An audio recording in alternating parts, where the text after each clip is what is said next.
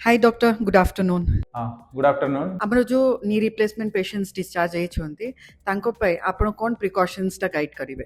आपनकर तो robot knee replacement बहुत भल ହେଇଛି तो किछि प्रिकॉशन मु कहूची सेटा आपन निहाती घरे अवलंबन करिवे। गोटे होची पेन और स्वेलिंग। पेन यदि होची एक्सेसिव पेन होची तो आमे ता पे पेन किलर देउछु। यदि पेन किलर काम करू नाही आपन लागुची ज्वर आसुची तो आपन हॉस्पिटल नंबर कांटेक्ट करिवे। आउट होची स्वेलिंग आमे स्वेलिंग कमे पे औषध दिया ହେଇଛି। स्वेलिंग कमे पे सब दिने दिन को 2 रु 3 थरा आइस देबे आ गोडटा दुईटा तकिया रे एलिवेशन करिवे। थर्ड होची आपण नियमित फिजियोथेरापी करिवे। फिजियोथेरापिस्ट को घर को डाकी आंठुर व्यायाम करिवे। फोर्थ होची नॉर्मल गुड न्यूट्रिशियस डाइट खाइबे। जे आपण घर भितरे चला बुला सब करि परिबे।